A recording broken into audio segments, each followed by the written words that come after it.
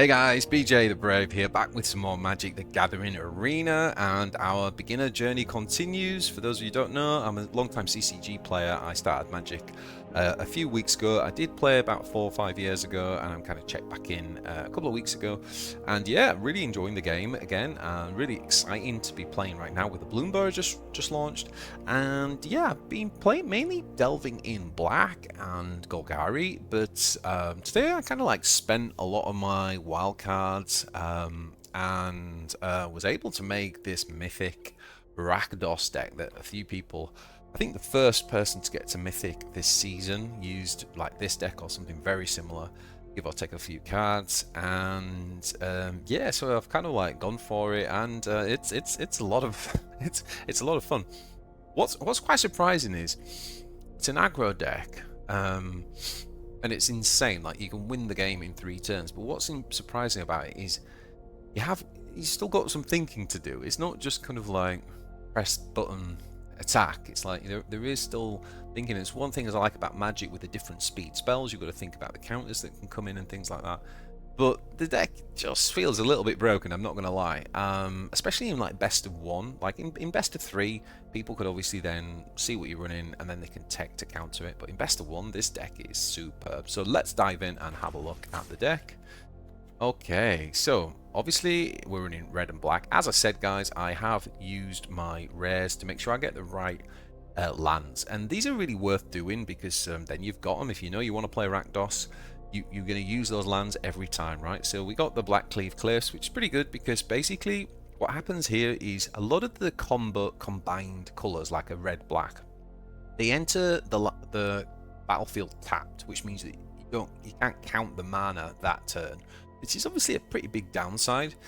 But this one says, because it's a rare land, that it's tapped unless you control 2 or fewer other lands. So it's a great one to play in the first 3 turns because it comes on, you can use it for black or for red, and it isn't tapped.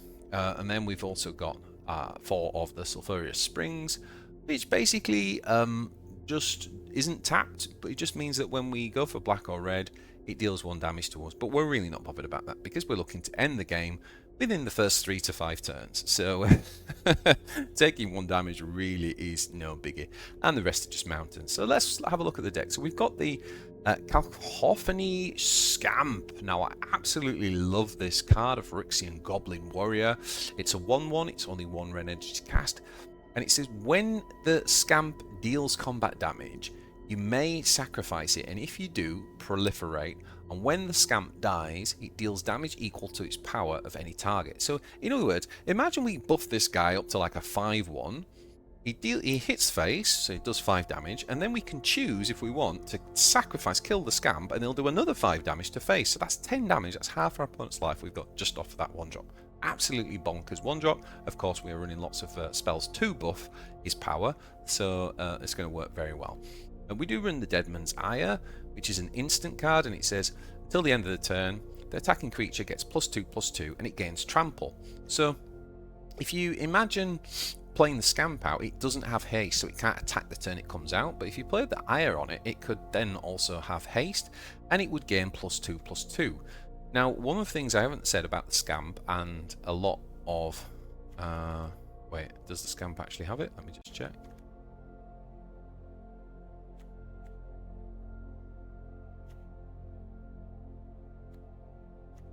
Maybe it doesn't, maybe it doesn't. No, it doesn't have prowess, does it? Scamp doesn't have prowess. That's the one thing. Yeah, okay, it does have one downside. Alright, so moving on then, we got the Felonious Rage, and as I said, there's a number of spells in this deck to kind of get those big buffs.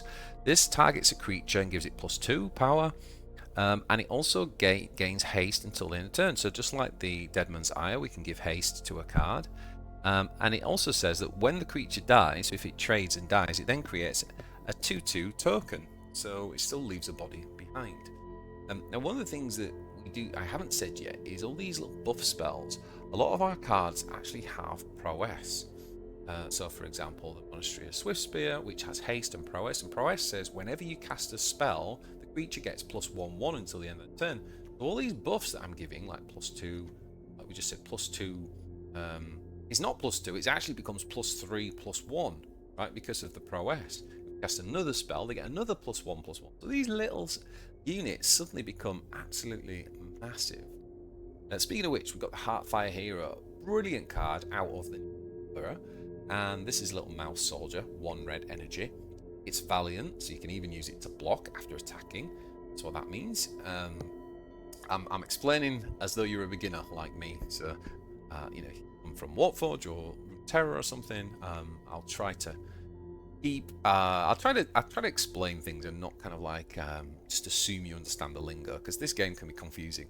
So valiant means that we can attack and we don't end up tapped, right? We can still defend. Now when the Heartfire Hero becomes the target of a spell or ability, and you've just seen we've got lots of spells, put a 1/1 counter on it. Now that's basically the same as prowess, right? Additionally, when Heartfire dies, it deals damage equal to its power to each opponent. So again, if we can like buff this guy up to like 7-8 health, he attacks and then he can die. We can then put that on face again. So, oh man, this guy and the scout, they're just, these are putting in some work for one mana. That is absolutely bonkers, guys. Bonkers. Now the Mirran Banesplitter. So this is an artifact. This is like a cool weapon, basically. What happens is we can play it for just 1. It's flash, which is basically just instantly equips. Opponent can't interact, doesn't get to interact to like try and counter it, which is very, very important, particularly when you're playing against like blue, for example, where they can counterspell. It's instantly on, and it gives +2, and of course it's gonna trigger prowess and all that sort of stuff as well. Now if the creature dies, it basically becomes like an artifact on the side of the board, and you can spend 3 mana at any point to re-equip it to another unit. One thing I did learn in today's session though is that whilst it's flashed to start with, when you re-equip it for 3 cost, it's in as a sorcery speed. So sorcery speed, we do have to kind of basically equip the weapon before we select our units to attack. Whereas obviously if we have an instant spell, we would select our units to attack and then we would put that on. So that's just something that I learned as a beginner today. And then the Monastery Swiftspear, another fantastically useful 1-drop, because this gal, she's not a guy, she comes on with haste, so immediately can contribute to the attack and prowess as well. So once again, we'll get a +1/1 counter for every spell we put on her. A really key card is the Monstrous Rage for just 1 energy. This is insane, guys. Basically gives +2/0. Again, obviously that will work alongside prowess, but it also gives the monster goal token. It's almost like a shadow, and basically that gives +1/1. So again, if that's prowess giving you +1/1, then the monster roll gives you +1/1, then the thing itself gives you +2/0. I mean, these buffs, this is all for 1 energy. It's insane. On top of that, monster roll gives trample. What does trample do? It says that a creature with trample can deal excess combat damage to a player or planeswalker it's attacking. Now this is why this card is one of the most important tricks in the deck, because obviously our opponent's going to try and block these really big units. Well, when he puts the block on, then we play a Monstrous Rage so that we go over the top of him and still deal damage to face. Absolutely devastating combination. Speaking of devastating, the Callous Sell-Sword is super powerful. What this card does is we can basically play for 1 red energy. We can target one of our creatures and it just deals its current power damage to any target. And of course we're talking the opponent's face, right? So when we've just buffed our units and we've gone up to like 8 power and hit face, then we just press this and do another 8 damage. So if you haven't figured out already from what we've already said, the reason why this deck is so broken, guys, is that we could, for example, buff something like Scamp up to 7, right? And then with things like Monstrous Rage, even block's not going to stop that, but it would do 7 damage to face. Then for 1 energy, from 1 mana from the Callous Sell-Sword, we can make it attack, do its power again to opponent's face, and that's now up to 14. And then the Callous Scamp's ability, which basically says we can choose to kill it and sacrifice it at the end, and then it just does its damage again. So that's 21. So we can outright one-turn kill with this deck like you just would not believe. In the 2-drops, we also have the Blazing Crescendo. This is just another instant spell. It gives +3, +1. Now, the good thing with this is it says exile the top card of your library, and until the end of your next turn, you may play this card. So it essentially acts as card draw, which is great because, you know, when we go off on the combo and we start pressing all these cheap instant kills, which we really want to have about 3 mana to do, we will run out of our hand quickly. So if we haven't quite finished game off, being able to use this to draw is really helpful. The Emberheart Challenger is one of the new rare cards from the Bloomburrow. It is a 2/2. It has haste. It has prowess, as we've already described, getting those +1/+1 with every spell. And basically, when it becomes the target of a spell, you essentially exile the top card of your library, and then until the end of your next turn, you can play that card. So the Emberheart acts very similar to the Blazing Crescendo. One of the things that you kind of have to learn with this deck is kind of like which unit to target. If you've got 2 or 3 units down, like which unit to target? Do you want to target the Scamp because you're going to go for lethal and you want to grow a massive Scamp, and then you can obviously choose to sacrifice it and win the game? Do you want card draw? Yeah, so that's just one of the things you've got to kind of like figure out. Then we have the Slickshot Show-Off, just an absolute powerhouse of a card. It's a flying unit, so our opponent can't even block this thing. Comes down with haste. It has an ability that says whenever you cast basically a spell, Slickshot gets +2/0 until the end of the turn. So you don't even have to cast it on Slickshot. You just cast it. It's so ridiculous. It's so powerful. Now, the other thing about Slickshot, and I'm still learning this, is that for the same cost, you can do what's called plot. If you plot it, so you might think, why would you not just play it and attack, right? Because it's got haste. Well, if you plot it, basically, you pay the same amount, you exile the card. So it's not in your hand, but it then says you can cast it as a sorcery on a later turn without paying its mana cost. Now, the reason you would do that is because by exiling it and it not being in your hand, your opponent can't use cards like Duress, for example, which say reveal your opponent's hand and choose, you know, discard a card, for example. So it can't get discarded from your hand because it's already been exiled. But the more important reason is if you play out on turn 2, you've now tapped out all your mana. Yes, you've attacked and done 1 or 2 damage, but your opponent can then, it's then their turn, they can use their mana to kill it, and you've got nothing you can do about it because you spent all your mana. But if you plotted it and you actually exiled it, what that means is in our next turn, when we're back up to full, like say 3 mana, for example, because it's start of the turn, we can play Slickshot for free because we already paid his cost in the plot. He's got haste, so he can attack, and now we've got the 3 energy to start putting spells on. So that was like just a really cool thing for me to learn. Like I was sitting there at first going, why would I ever plot rather than just kind of playing it and hasting? Aren't we just losing tempo? Aren't we just losing like 1 or 2 damage that turn? And then obviously through thinking it through, I managed to work out that plots are actually a really, really powerful ability. So that is the deck, guys. Hope that made sense. If you got any questions, let me know in the comments. Please hit that thumbs up and please share the deck. I'm doing a bit of Magic content in addition to the Warforged content, so it will help with the algorithm if people kind of like share it and like and all that sort of stuff. So thanks very much, really appreciate it, and let's jump into some games. Okay, let's try and learn this crazy Rakdos Aggro build. Let's see if we can do it. Streams. Okay, so we have got the Scamp out, which is nice. Which one?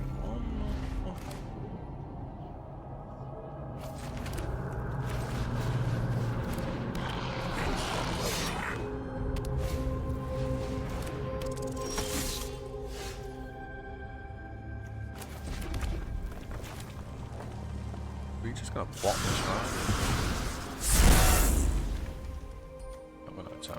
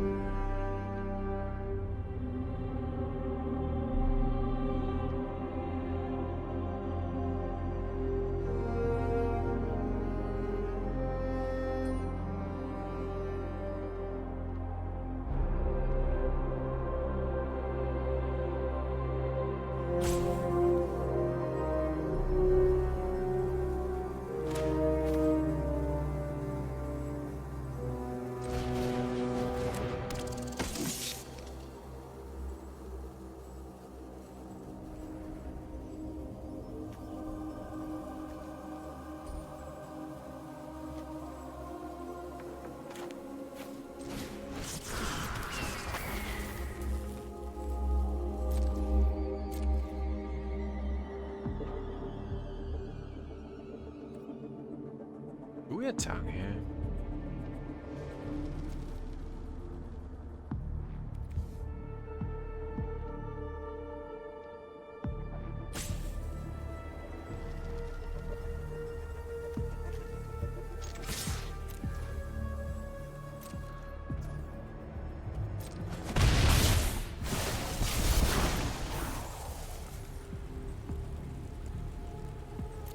Definitely don't want to do that.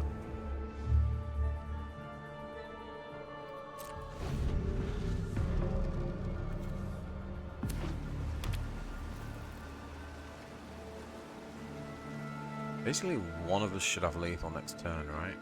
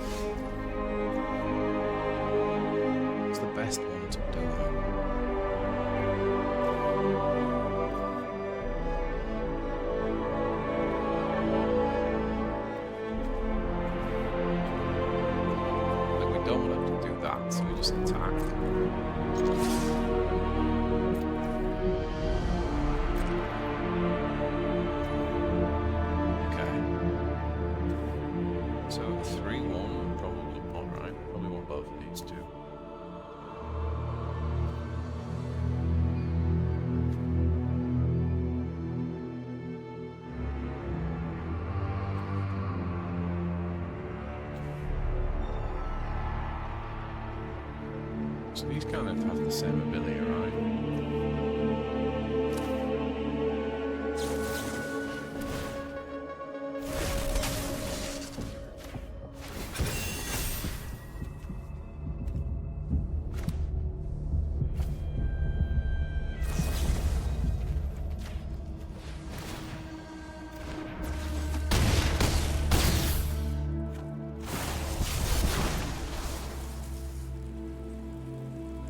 Ah, that's if it dies, it deals it. So that just gets the chance to do it at the end of the turn. So if we'd have put both of them on that, it would have won.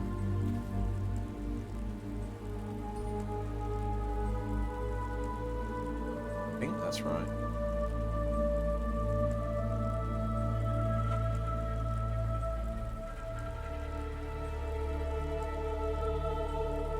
Yeah. Ah. Messed up.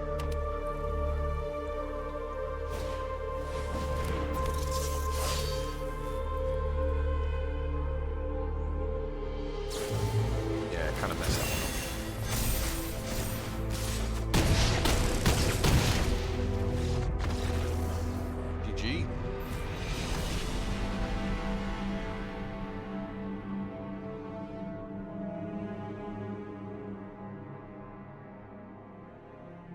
So one of them gets to do the damage if it dies, the other one just gets to do it at the end of the turn. That's the lesson learned.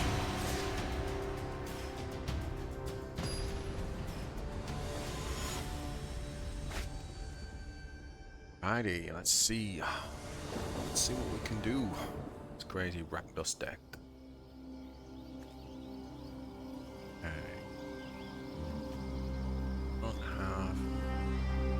Great units, to be honest.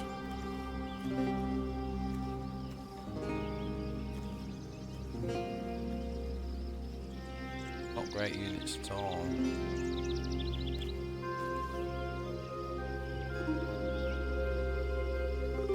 I'm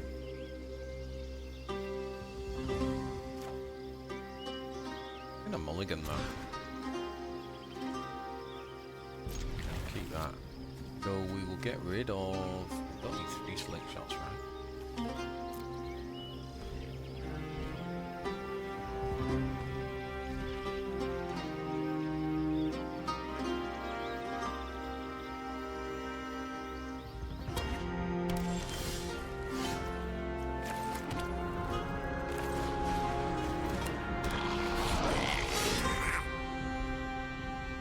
Cut down, is it?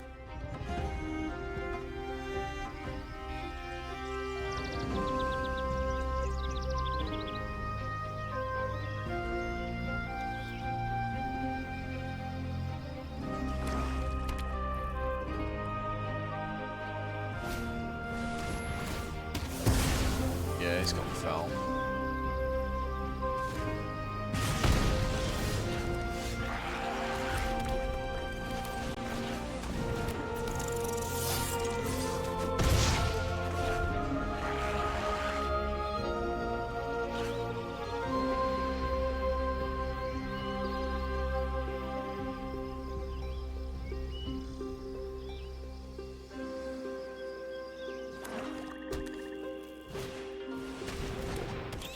Kevin Bat taking himself. Maybe the Monstrous Rage actually.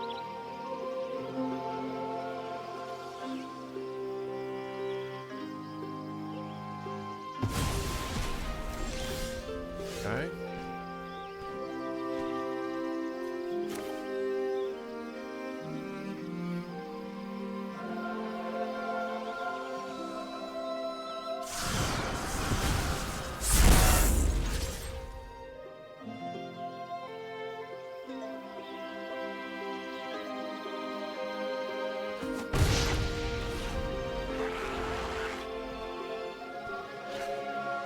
Another bit short on lands, right?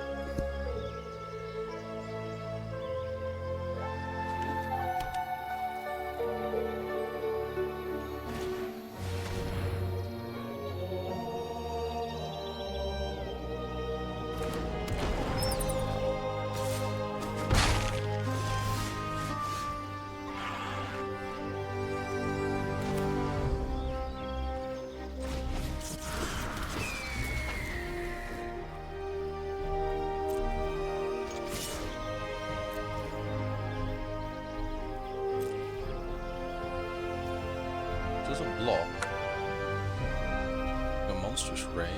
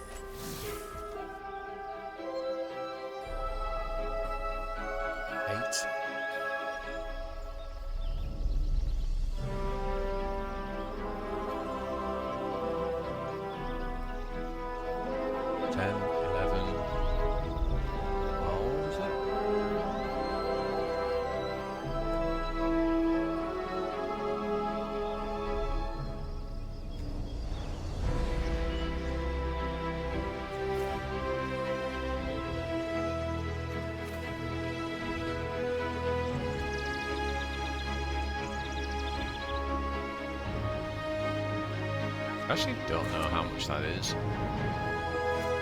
I don't think it's legal.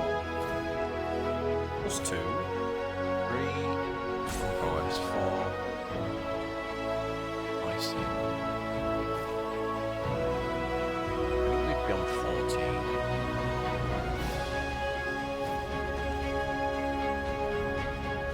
Yeah, I think that's right.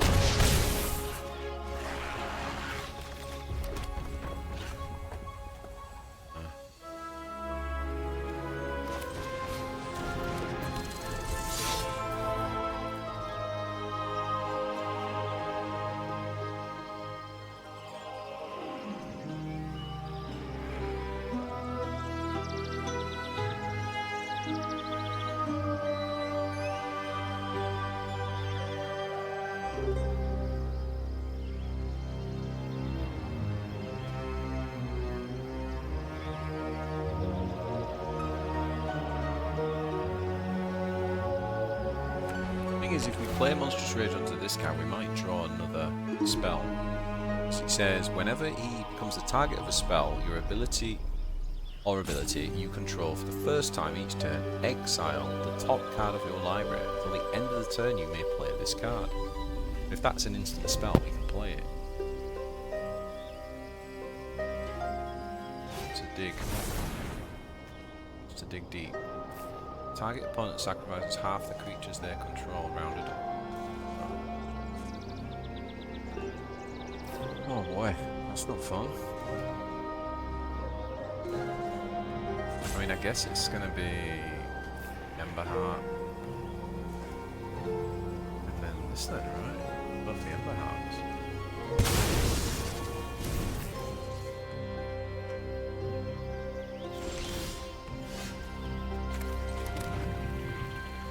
Then we do this, and then I guess we just like, we just attack.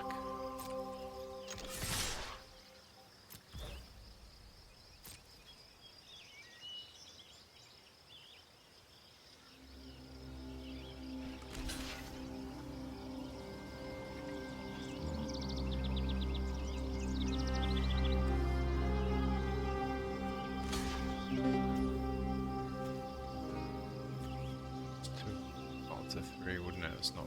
Has it got prowess as well? It has. That would actually kill that. That would put that on 3, 4, 5, 6.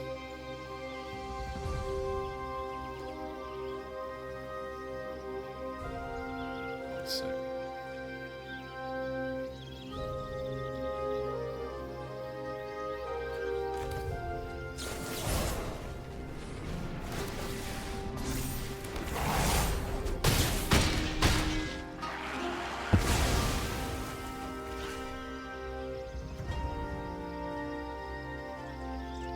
We can plot that, right?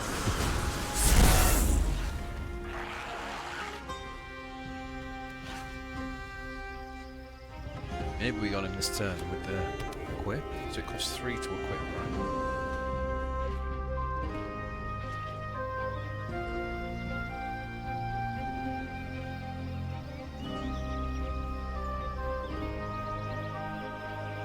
It costs 1 when you play it on when it enters play, and then it becomes an artifact and you can re-equip it for 3 energy later on.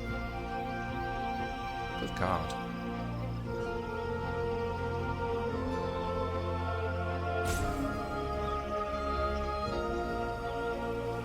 We're getting there, boys, we're getting there. We're learning slowly.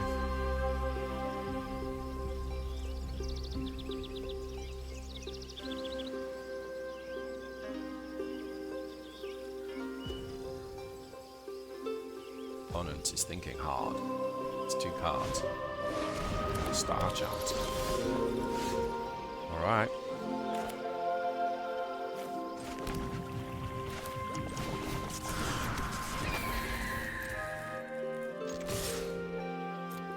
Does he what? That's the block, right? That's why he played the flyer.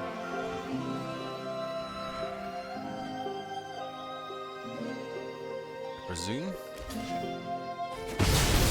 Oh, oh, we have to do it on sorcery. Oh no. Oh, when you may equip only a sorcery. Ah, I was still reading the instant thing. Ah, okay. We messed up. We messed up.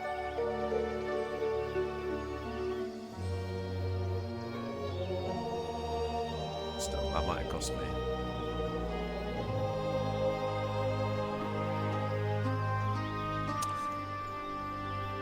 So when you first play it, it's flash, but then on it's sorcery card. Okay. Lesson learned.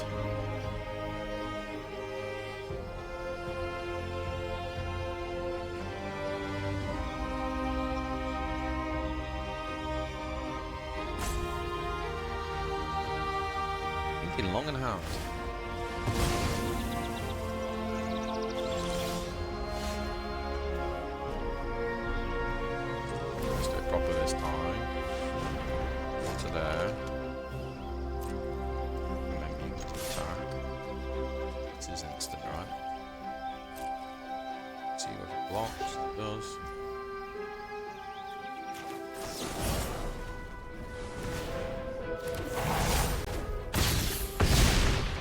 Got him. Yeah. Nice.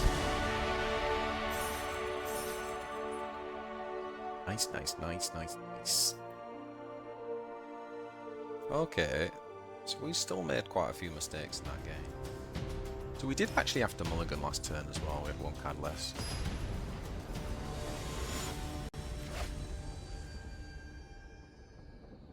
See how we get on up against Yellow Monkey. Okay, so we've got 3 this time. This is good. This is good. Yeah, I like this hand. I like this hand.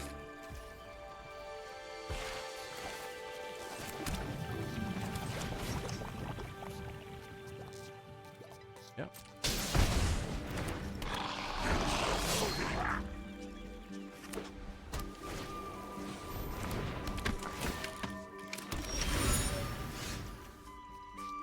Card, okay.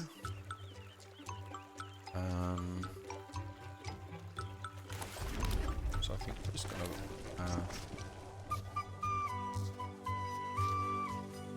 doesn't have haste.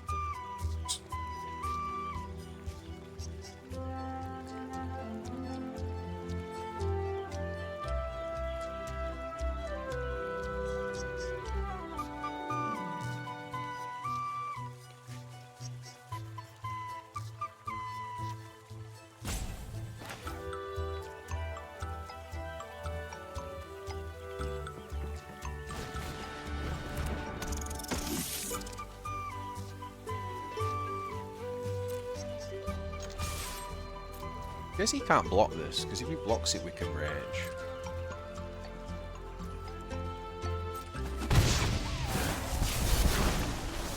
Why not? Don't want to die, thank you very much. We'll just play that.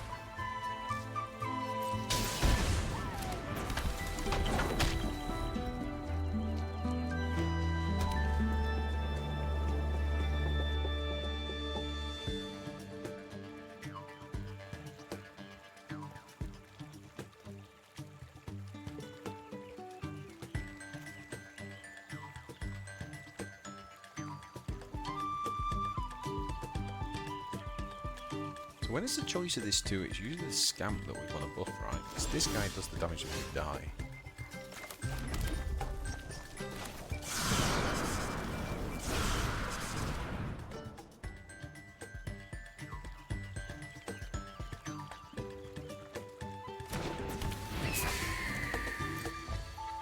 Okay, so now we want to do crazy all-out attack, but he has got up mana. So let's see what he does. Okay. Not that. Okay. Still got to put blockers on, right?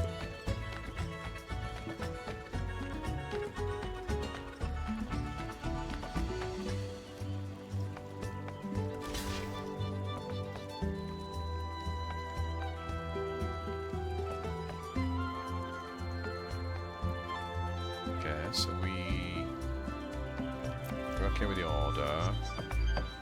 What we do now is we play this, do we?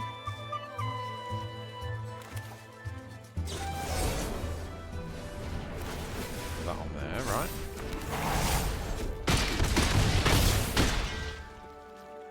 How that works. Definitely want to decline that.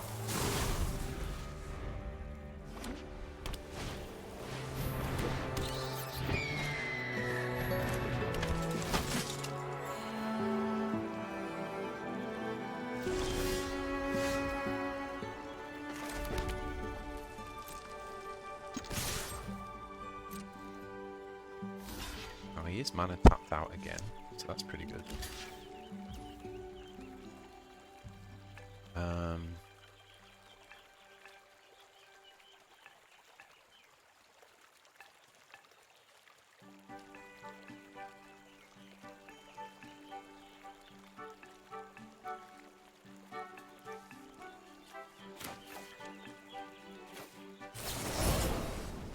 Here.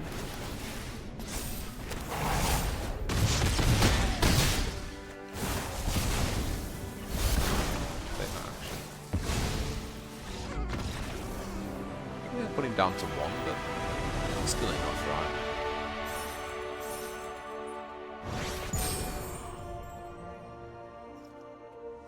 The gold tier. Awful young boy. Ooh, only one mountain. It's really bad.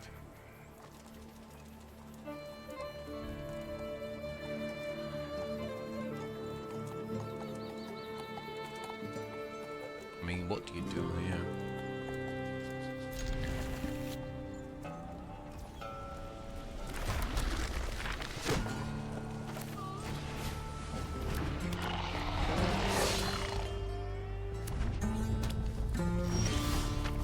Phew. Kind of what we needed to see.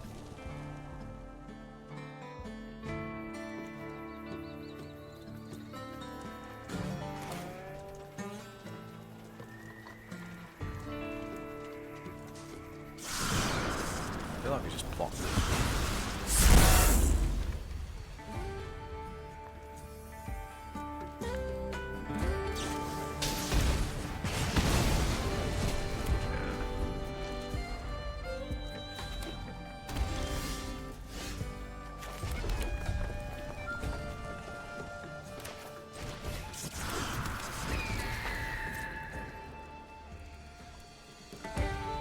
Off the mana again.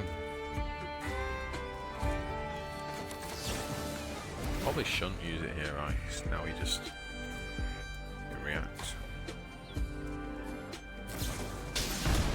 Yeah.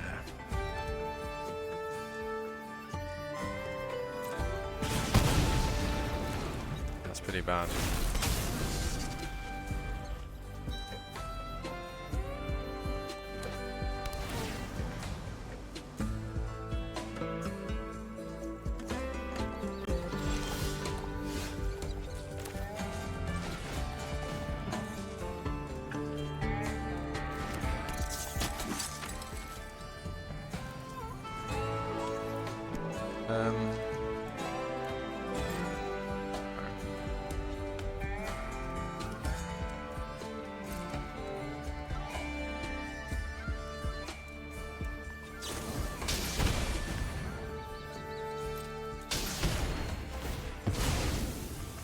At least we can do the Sell-Sword thing now, right? Why not? Yes, we can.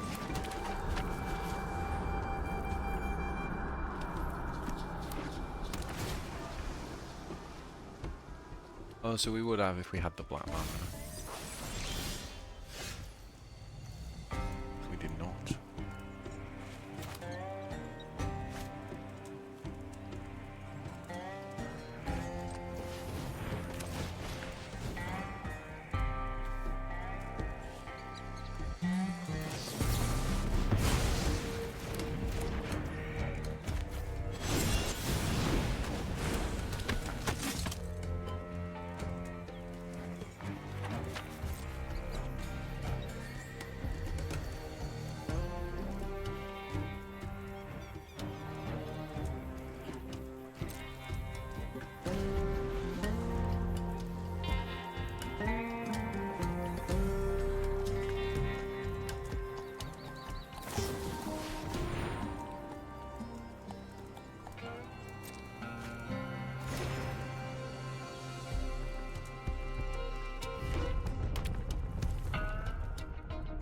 white, blue, and red.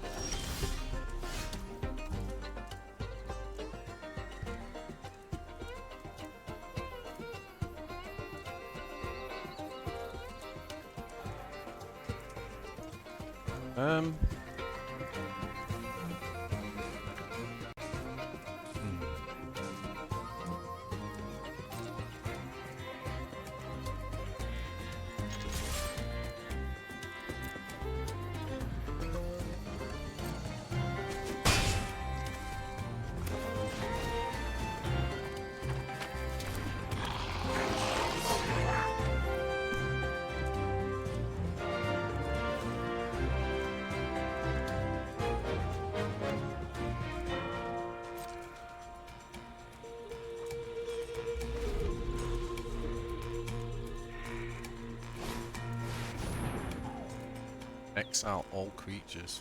Oh boy. That game then.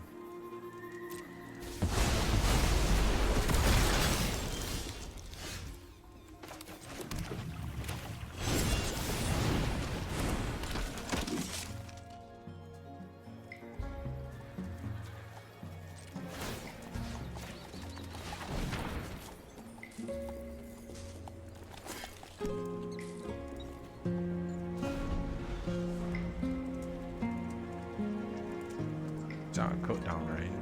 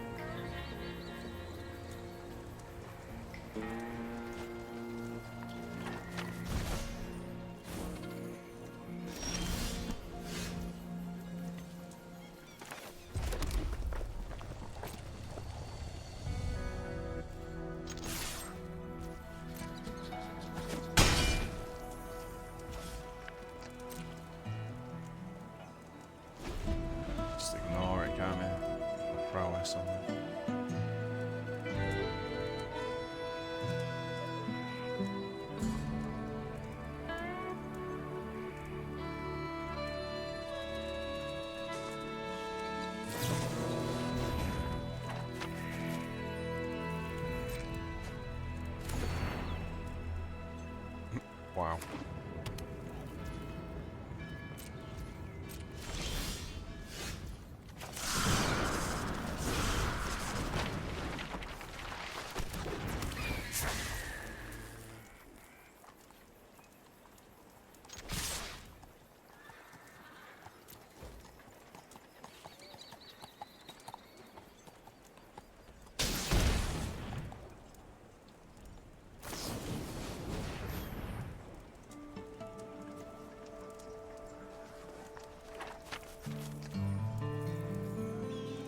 Doesn't that go up +2, right? Because the monster roll should go up +1, so 3.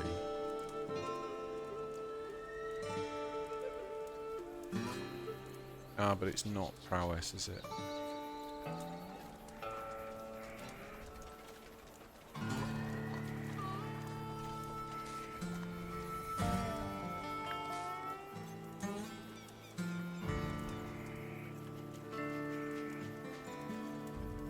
Yeah, I don't think that works. I don't think it's prowess.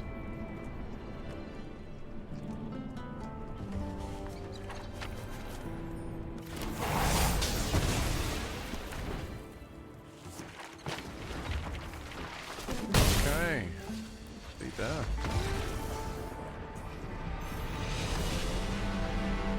Well and truly controlled.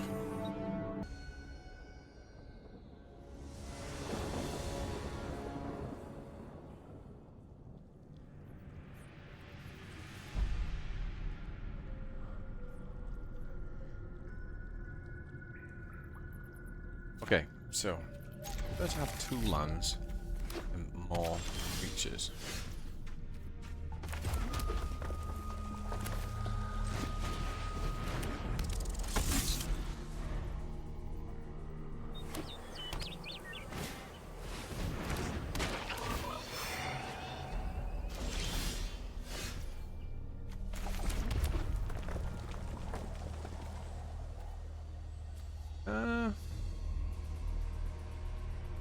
We just like attack with it too.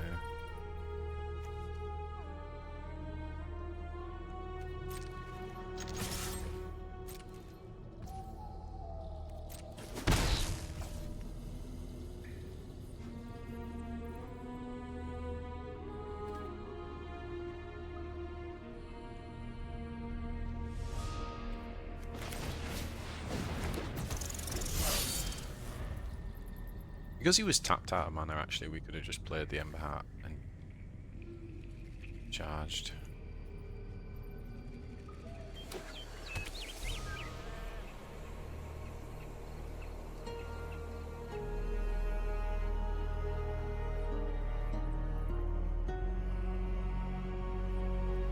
One, two, three. Yeah, three. Have we got lethal next to it? Oh my god,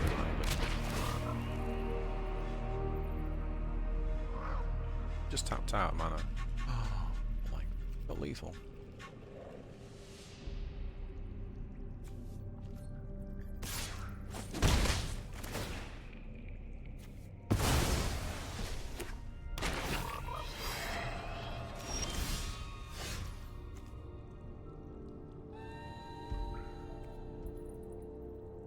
This is insane.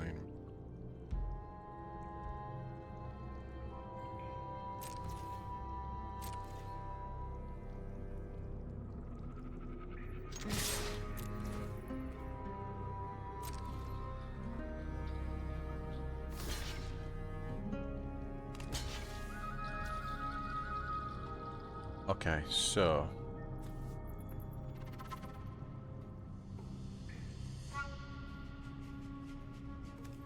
the Monstrous Rage on Heartfire Hero, right?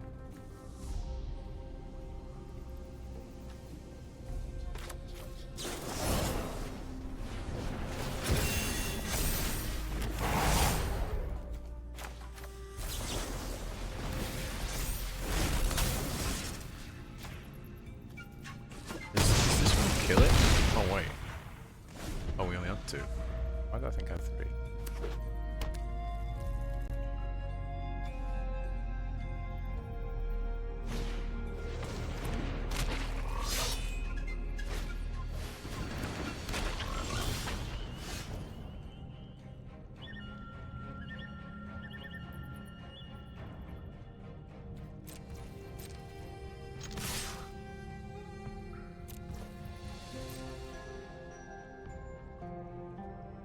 Block again, right?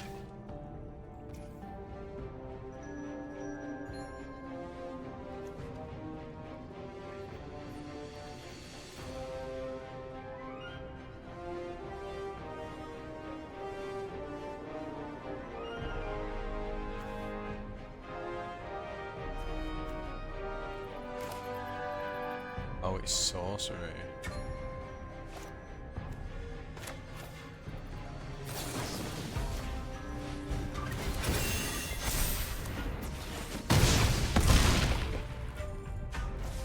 Now we can do our sorcery, can't we? Yeah, that was it. Kaboom!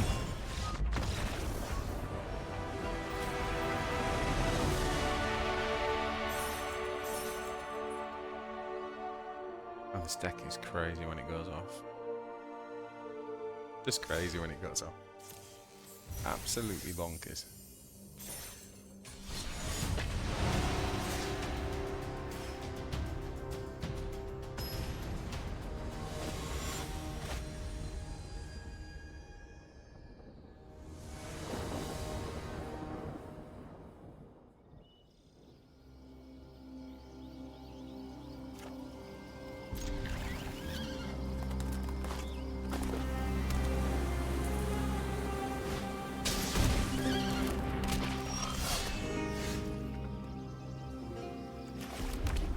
Go with the Heartfire Hero.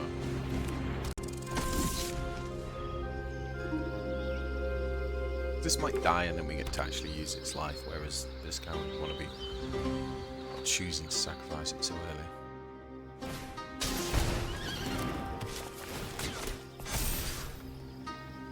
Block it.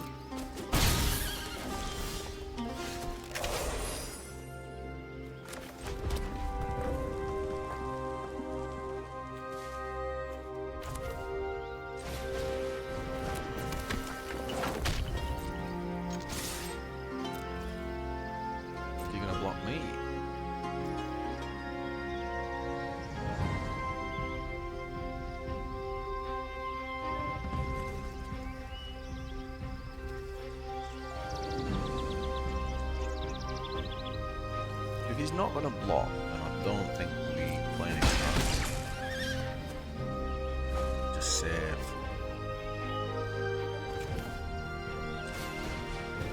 Save the spells. I think that's how that works. Ah, so this is the rabbit tempo. Because against who? Holy schmoly. That looks insane.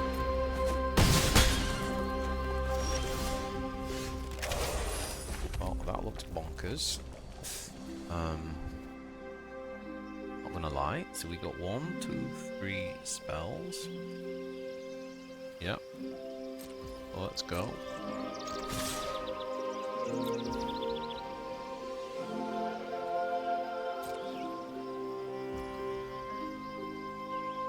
Not gonna block. So the question is, have we got it? So we should put it on the scamp, right?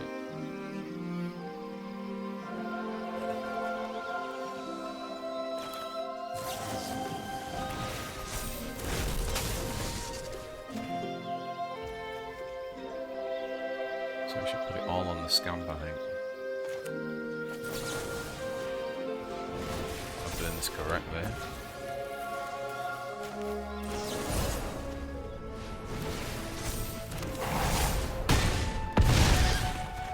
So then we can choose to sacrifice the scamp. Action.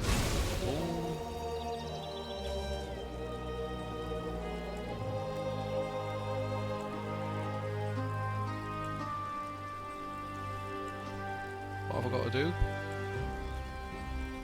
Confirm the permanent. Gain an additional counter. Does it matter?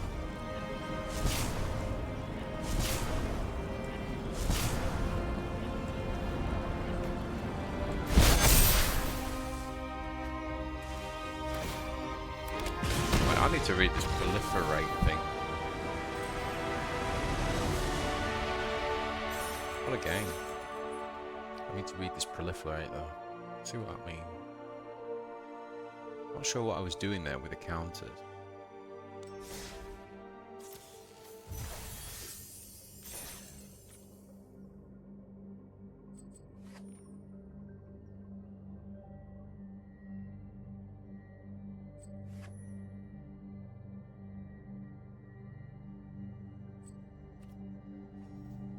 Okay, what was I doing with the counters there? Let's have a look.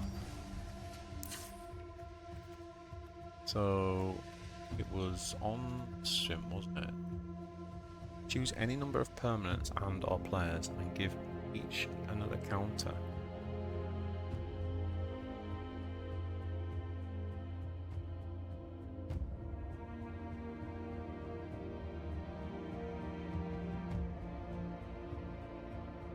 Any number of permanents and or players and give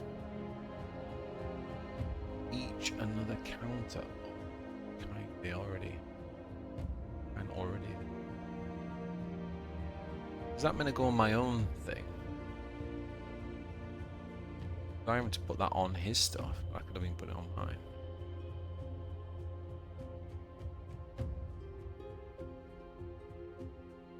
When it deals combat damage to a player, you may sacrifice it. If you do, proliferate. Ah, right, so because we sacrificed, we had to proliferate. It doesn't say opponents, though. It just says any number of permanents. Give each a counter. Each kind they already have there. So if they've got a +1 counter, basically just give them that. So wouldn't you just put that on your own thing, wouldn't you? Yeah.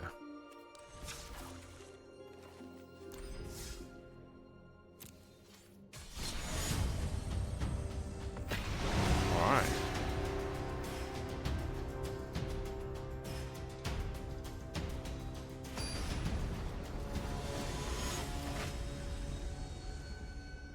Addison. Let's get it with that Rakdos. Here we go. Here we go. Keep that. think we're going to play this, right? So this enters tapped unless you control 2 or fewer. Well, we currently control 2 or fewer, so it's always a good one to play first. No bond drops. Oh no. Oh no. The mirror match.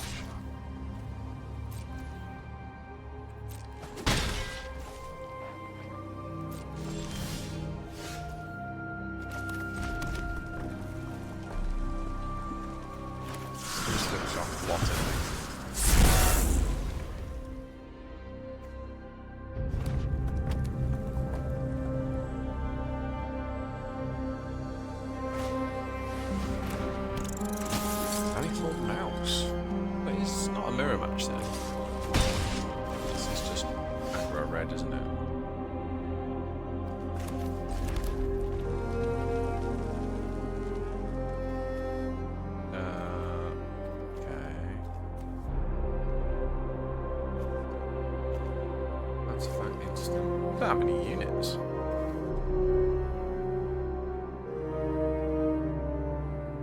Don't have any units, so let's just play this guy. Light attack.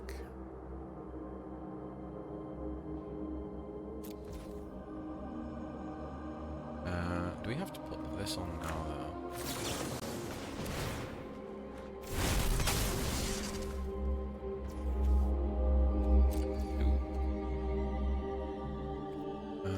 Target creature gets +3/1 to the end of the turn. Just play that and exile the top card of your library until the end of your next turn. You may play this card. Yeah, let's do that as well. Ooh, wait, yeah, let's do it.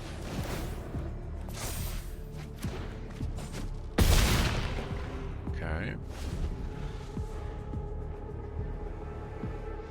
Kind of got lethal with this, right? Providing he hasn't got removed. If he just has so much as like a shock, it dies. Yeah.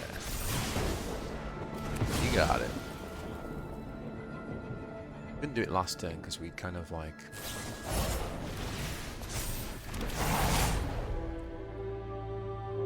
Okay.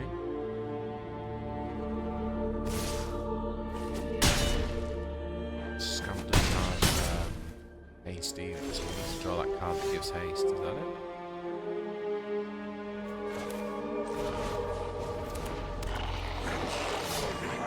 Yeah, it does. Target creature gains haste.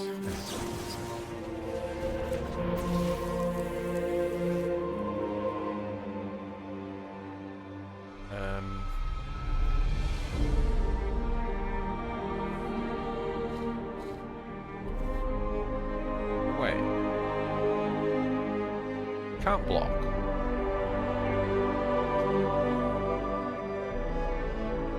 If we do this now, because it's got prowess, hasn't it? If we do this now, I'm missing it.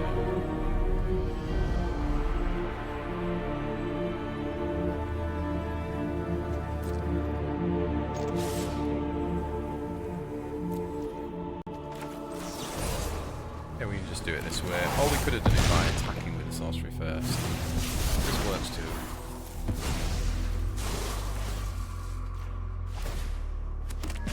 That works too.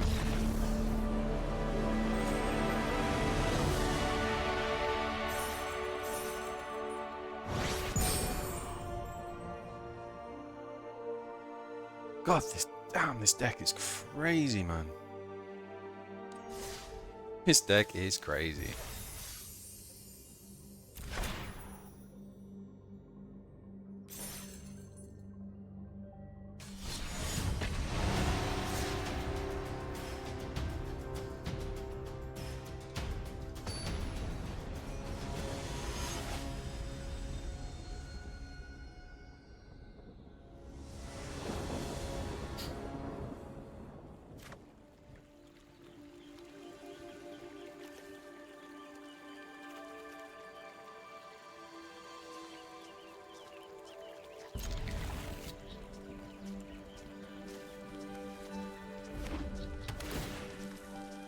got the 1-drop, we got the 2-drop. Oh, nice, nice, nice. Yep. Is it a mirror match?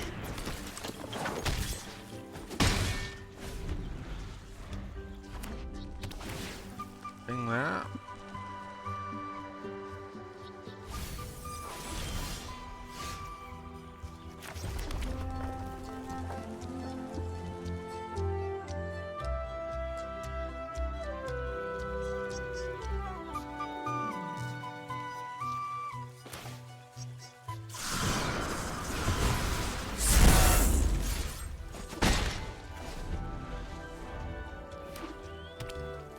I want to block there, right? Because like if we just attack, we could have attacked obviously for 3 damage, but then if he had the removal, let's get rid of one of these, right?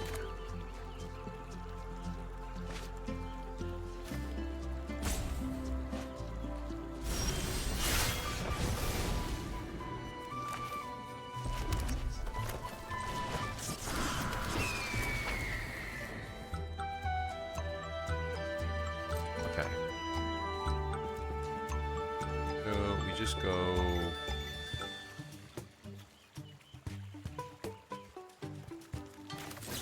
That's that on this. Just draw a card. Or like exile a card from that kind of thing.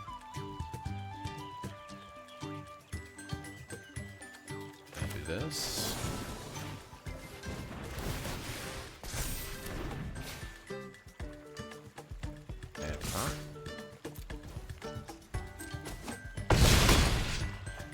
Then should be able to do this. Basically target a creature and then that deals that amount of damage to him. Now 11. GG. This deck is absolutely bonkers, guys. Bonkers. Absolutely bananas.